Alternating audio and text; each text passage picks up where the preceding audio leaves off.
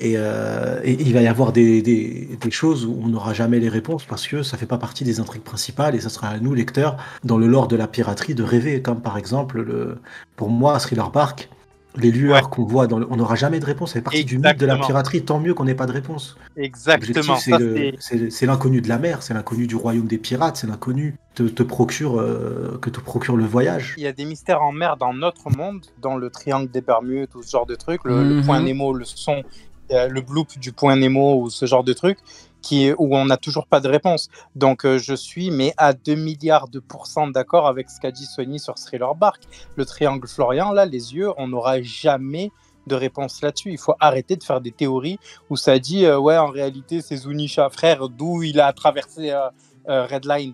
Arrêtez vos conneries, là. Je les ai vus, vos vidéos de merde. Donc, ouais, non, il y a des trucs, on n'aura pas les réponses. Et en même temps, tu disais que le métier de mangaka était, entre guillemets, dangereux, quoi. Qui poussait le corps humain à ses limites. Mais moi, je trouve qu'en réalité, c'est la mentalité japonaise qui fait ça. Si ils se concentrent sur comment dire, sur le fait de déléguer ou ce genre de trucs, ils n'auraient pas autant de problèmes. C'est la fierté japonaise qui fait que non, je veux aller jusqu'au bout de ce que je fais et au final, ben, ta santé à l'empathie, quoi, tu vois. Ah, t'as tellement dit les termes. Ça me fait penser à Togashi, frérot. Togashi, Ouais. il a juste, entre gros guillemets, bien évidemment, hein, juste à s'occuper du scénario. Il a juste, entre gros guillemets, bien sûr, à déléguer le dessin. Et il pourrait faire la suite de Hunter x Hunter. Et pendant longtemps... La suite d'Hunter depuis longtemps. Mais pendant longtemps, je me suis posé la même question que toi. Bon, toi, tu affirmes. Et moi, je me suis dit, mais est-ce qu'on n'aurait pas une question de... T'as dit quoi? De l'ego? C'est ça? Fierté japonaise? C'est de la Ouais, c'est ça, ouais, ouais. En Je fait, pense vraiment que il y a c'est... Je une pense vraiment que c'est question lié parce d'honneur. que il veut tout faire tout seul. Donc, je suis totalement d'accord avec toi, ouais. Tu voulais rebondir? Ouais, non, en fait, chez eux, c'est une question d'honneur. Et en fait, si tu travailles et que tu travailles bien, tu es un bon citoyen. Et il faut savoir que le patriotisme au Japon, par exemple, quand il y a eu Fukushima, dans les journaux télévisés, ça disait si vous êtes de bons patriotes et que vous croyez en l'âme du pays, le nuage nucléaire s'arrêtera aux frontières de vos villes. Donc, c'est un peu leur. Tu vois, pour eux, ils y croient. Donc, pour Non, eux, l'honneur. ils les ont pris pour des cons. Ils les ont pris pour des C'était au cons. JT, hein. C'était au JT. Attends, C'était vraiment au c'est pas journal ce qui est et arrivé tout, chez nous. Chez nous, et ils le nous ont pas dit un japonais truc lambda, genre. rien. Mais chez nous, ils nous ont pas dit à l'époque le nuage va Ouais, passer c'est comme ça. au-dessus ou je sais pas quoi. Ouais, non, non, il s'est arrêté à la frontière. Il s'est arrêté. Il s'est arrêté à la frontière de les nuages. Ouais, il s'est Donc arrêté. c'est Il a dit, pareil. oh, ça pue la France, j'aime pas. La Mais folie. c'est tout. Mais... Ça, La folie, je te jure. rigoler, mais comment ça s'appelle la chose que Fukushima, à l'époque, là, que ça avait explosé? Tchernobyl. Tchernobyl, il nous avait dit ça. Hein. Tchernobyl, Ouais, il c'est nous ça. avait dit. C'est le ça, Ouais, nuage. on parlait de ça, ouais. dont On parlait de ça, ouais. C'est de ça dont on parle. Là. Ah, Ouais, ok, on parle ok, de ça avec j'avais pas eu- Rire. Pardon. Bon, bah du coup, on va avancer. On a parlé un petit peu de la durée. Combien de temps on pourrait encore avoir bon, voilà, on a plusieurs avis différents. Il y a du 4 ans. Non, personne n'a dit 4 ans. Vous avez dit 5 ans, vous, je crois. Hein. Ouais, on a Ouais, dit. 6 ans. Ouais. Ok, ouais, 7 donc c'est ans ça. max. Bon, donc on est Max, d'accord. 7 ans. Ok, on est d'accord. Par contre, il y a un truc super intéressant, je trouve aussi, dans la page juste avant, là. C'est la taille. Il y a vraiment une notion de taille. La taille du navire des géants, comparé au navire de soldats de Eh la marine, là. oui, eh oui. Et je me dis, tu te souviens, Big Mom nous avait dit que si elle s'était alliée aux géants, elle aurait pu dominer n'importe qui. C'est le peuple le plus fort du monde. C'est vrai. C'est le peuple d'après Big Mom. Et je me dis, bien sûr, imagine une armada de, je sais pas, 500 navires comme ça, là. Mais frérot, regarde Pour Dory et combattre Broggy. 500 navires comme Regarde ça. ce qu'ils ont fait au navire de Kid, Dory et Broggy. Ils ont chargé leur truc, Ouais, mais ils l'ont détruit à distance, frérot. Shanks, il leur a dit, allez les mecs, vous débarrassez cette racaille. Dégagez-moi cette racaille au fond de la mer. Non, c'est un truc de ouf. Mais c'est impressionnant. Donc ouais, en fait, je trouve que les géants font flipper. Franchement, Mais je me oui, dis, là, quand tu mais vois oui. un seul navire, ce que ça fait. Imagine là, ils étaient venus, aller même pas aller à 5 navires. Il y aurait même pas eu de Mais de bataille. toute façon, Oda, il a, comme tu l'as dit, hein, Ils Oda ont l'a fait le parfaitement ménage. introduit. Hein. Il a dit c'est le pays le plus fort. Voilà, Oda, tu sais, déjà, c'est rare qu'Oda utilise un terme comme ça. Tu as un terme aussi pour parler d'une nation carrément. Là, c'est pas comme les personnages qui ont des titres précis. Là, t'as une nation en lien avec, du coup, un peuple très fort qui est historiquement, chargé à tous les niveaux. Et il a dit, c'est le pays le plus fort. Et Big Mom a reconnu, comme on dit, vrai reconnaît vrai. Hein. Big Mom reconnaît la puissance des géants. Parce que c'est pas de la merde, c'est tout, sauf... Surtout qu'elle c'est connaît, pas anodin, quoi. elle connaît Barbe Blanche. Hein. Eh oui. Elle a vécu avec Barbe Blanche. Ouais, exactement. Du coup... Film 69, arrête. Et juste, il y a un truc au bout d'un moment, et il a dit 50 € si tu trouves une seule interview qui dit le nuage s'arrête à la frontière de la part d'un politique français. les gars. Il t'a proposé un truc. Si tu lui trouves, il te donne 50 euros. Donc, si tu veux gagner 50 euros, fais-le. Si tu veux pas, fais-le pas. Mais si tu veux gagner 50 balles, il y a 50 balles à se faire avec le frérot Flint, si tu veux. Maintenant, on va parler... Fais un fois 10, avis je cherche. On va parler du sujet... Double le prix, ils ont dit. Ça y est, les mecs, on n'est pas... on va parler du sujet suivant maintenant. Comme je le disais, on s'est un petit peu dispersé. Agenda Peace oblige, nous avons les vice-amiraux. Alors, faut mettre un petit peu du contexte. Les vice-amiraux... Voilà, vous savez que nous, on parle de leur puissance depuis très longtemps, et je parle en mon nom. Moi, je me suis toujours basé sur l'équilibre, hein. On connaît Yonko, amiraux, commandant, qui affronte qui a besoin de quoi. Et au niveau des vice-amiraux, du coup, pour un équipage d'empereur, pour battre l'équivalent des Tobiropo, qui sont dans le top 10 d'équipage d'empereur, hein, à partir de la 5e place à la 10e, ou à partir de la 4e, eh bien, nous avons, pour la marine, les vice-amiraux principaux. Donc c'est ceux qui avaient été envoyés pour les Buster Call premiers du nom, entre guillemets, ce sont les principaux. Après, bien sûr, il y en a beaucoup qui disaient oui, mais il y a beaucoup de vice-amiraux dans la marine. Alors oui, effectivement. Mais comme dans un équipage d'empereur, par exemple Big Mom, quand tu retires les vice principaux, donc les Oven et Daifuku, on en a beaucoup encore. Et donc ces gens-là sont censés affronter ces gens-là, mais ils sont plus faibles qu'un Tobiropo. Et donc là, ben, on avait Dol et Bluegrass. Et le problème, c'est que comme d'habitude, il y en a beaucoup qui aiment survendre des personnages alors que... Oda ne va pas leur donner des niveaux de fou parce qu'Oda a son plan depuis le début. Et on nous a vendu Dol comme étant quelqu'un de très fort, Bluegrass c'est un truc de ouf. Et finalement, Oda, c'est exactement ce qu'il avait fait avec, tu te rappelles, Neil Toza, hein, avec les géants, il lui a mis un coup, il l'a enterré. On a eu Franky avec Triple Menton, il lui a mis un coup, il l'a couché. Et là, Oda enfonce le clou avec Bonnie, la fille de Ginny, qui humilie Bluegrass et Dol, les deux d'un coup, hein. Et le robot là, du coup le monstre des mers robotiques de Vegapunk. Donc moi je trouve que c'est formidable. J'aime beaucoup ce manga alternatif, Agenda Peace, parce que ça nous permet de, d'avoir des trucs drôles de temps en temps, hein. Là typiquement la Oda il te les met en gros, comme s'il voulait se moquer un petit peu de certains avis, hein, parce que là concrètement il les a... C'est tellement humiliant quoi, c'est Bonnie, hein. C'est pas un perso de fou, c'est pas Sanji, c'est pas Zoro qui leur a envoyé des vrais coups, hein, c'est Bonnie. Elle les a juste transformés en 2 secondes, il y a plus rien. Donc Sony, je sais pas ce que t'en penses, mais je trouve ça très très divertissant, à minima. On nous a dit, vous allez voir, ça y est, ils se dirigent vers les géants. Incroyable. J'ai même lu des dingueries comme quoi, est-ce que là... J'ai oublié son nom tellement je me tape. La vice-admirale avec la chaîne autour du cou, là, le truc, ouais. Dol, ouais. Que Dol, elle était capable de faire ça à Queen. Encore une fois, je trouve ça... Je dis pas que c'est bien, je dis pas que c'est mal, je parle de manière factuelle. En mon nom, j'aurais préféré que les soldats de la marine soient plus forts. Mais la marine dans le Nouveau Monde, je trouve le manga extrêmement cohérent, en fait. Les soldats de la marine, que ce soit les vice-amiraux, que ce soit les amiraux, sur Paradise, c'est vraiment des monstres. Sur Paradise, ils sont effrayants.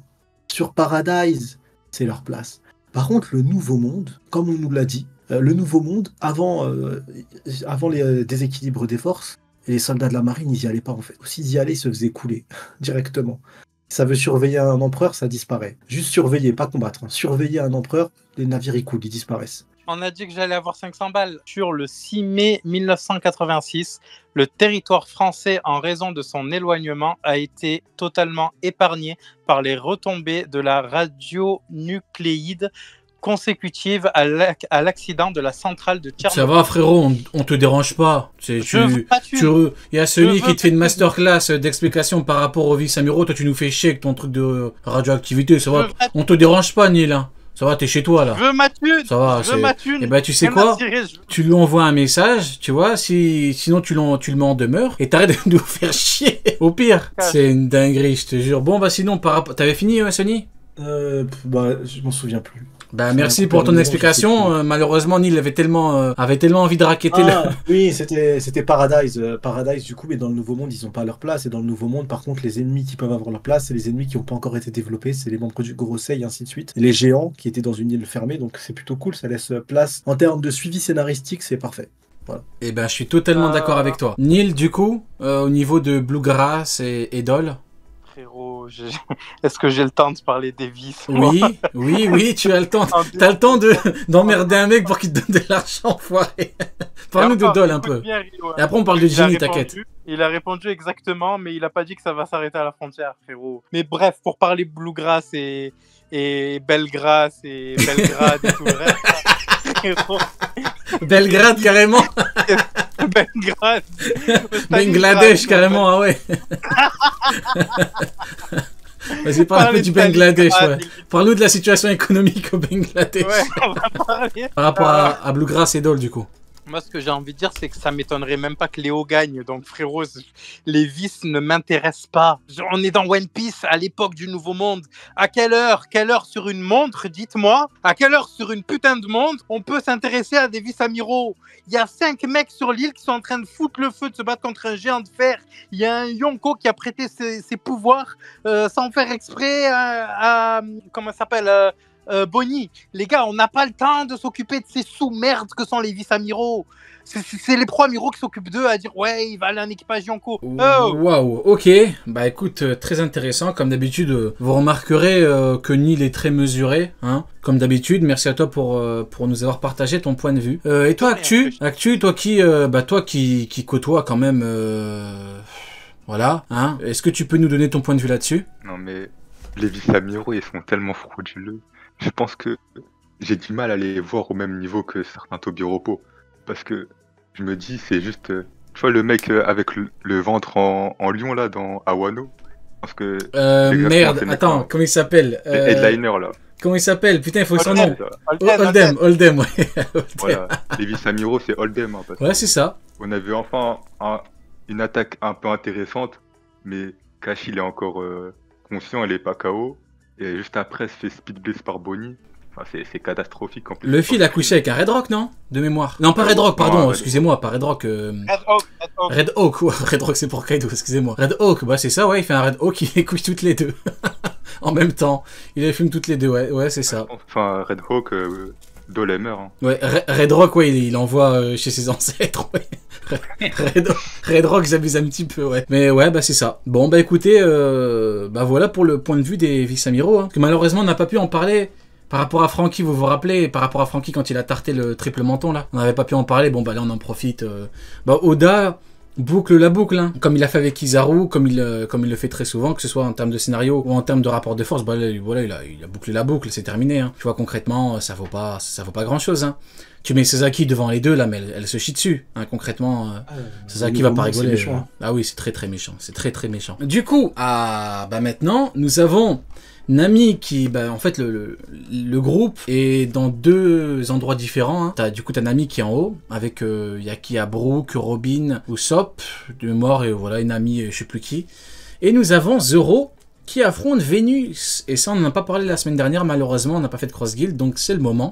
Moi, je trouve, bon, c'est bien évidemment un combat que la quasi-majorité attendait et voulait. Hein, donc, pour le coup, il y avait un consensus, hein, épée, donc c'était censé être épéiste. Et Vénus n'était censé combattre qu'à l'épée. Malheureusement ou heureusement, ça dépend de ton point de vue. Il combat également avec ses dents, hein, il n'hésite pas à te mordre, le frérot. C'est pas un clown, hein, c'est pas un mec qui se spécialise, il est comme King. Il dit concrètement, si je peux te gifler avec mes pieds, avec mes dents, avec ce que j'ai besoin, je le fais. Et du coup, nous avons Zoro contre Vénus. Et là, ça change de Lucci, hein. Parce que contre Lucci, vous vous rappelez, le combat était un peu long parce qu'il fallait éloigner Zoro. Bien évidemment, c'était important à ce niveau-là. Et dès que Sanji a dit à Zoro, tu mets tout le monde en danger, réveille-toi. Bon, Zoro, son Haki des rois, s'est réveillé, il l'a fumé. Et là, pour le coup, c'est très différent parce que là, pour le coup, contrairement à Lucci, ben là, pour éventuellement le battre, il aurait besoin du Haki des rois. Mais le vrai problème qu'il a, bah, c'est la régénération. Et vu que Zoro est limité en termes de Haki des rois, bah, il a besoin de trouver le point faible. Enfin, pas le point faible. Comme avec King, le stratagème, ce qu'il faut, sinon il est foutu. Donc je pense qu'on n'est pas prêt de voir le Haki des rois de Zoro. Hein. Je sais pas ce que t'en penses, Sony, mais de mon point de vue, je pense qu'on n'est pas prêt, parce que s'il le sort, Zoro, il est dans la merde. Hein. Il faut vraiment qu'il trouve le truc rapidement, quoi. Bah, on n'est pas dans une notion actuellement d'affrontement. On est vraiment dans une partie World Cake Island. On est dans la partie fuir. On n'est pas dans la partie Onigashima où il faut vaincre. On est dans la partie où il faut trouver une solution pour partir. Donc, quoi qu'il arrive. Et actuellement, je pense, maintenant, avec la version vraiment propre, je crois qu'on le voit, Nasajuro, même dans le chapitre. Oui, on le voit, tout à fait. C'est lui là à gauche, c'est ça avec Ouais, on le voit avec Zoro, ouais. Donc actuellement, je pense qu'il va y avoir une petite passe d'armes, un petit échange. Peut-être on va en apprendre un peu plus sur l'ordre des épéistes, alors que et honnêtement, vraiment, je le dis, c'est même pas forcément lié à Mihawk actuellement. J'en ai strictement rien à péter du lore des épéistes. Vraiment, les épéistes ont, je sais, ouais, les 12 grandes lames. S'il y a peut-être 12 grandes lames, mais il n'y a pas 12 grands sabreurs. Donc bon, à partir de là, je m'en fous. Mais du coup, toute la partie épéiste, je m'en tape. Le seul truc qui m'intéresse actuellement, c'est de me dire que Zoro, là, il est en train de jauger un ennemi qui va réellement le servir plus tard. Et du coup, ça voudrait dire là que, ouais, plus tard, du coup, l'affrontement... Et c'est ça la vraie question.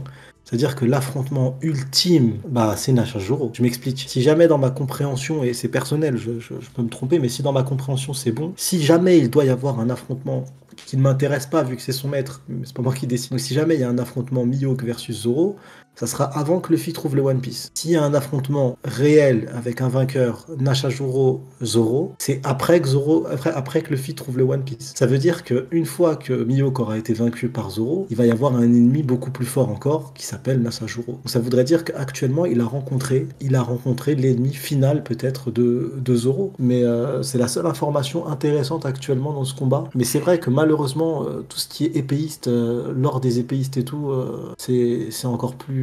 C'est mystique. Bien évidemment, on en a parlé beaucoup de fois, je partage totalement ton point de vue. Juste petite clarification. Pourquoi tu l'appelles Nashajoro et pas Nuzuro? Je sais pas, frérot. Ok, c'est comme Xebec et Shebek, quoi. Tu sais pas pourquoi. C'est comme Xebec et Shebek, c'est comme la Fingerland. Ok, c'est bon. Ok, j'ai compris.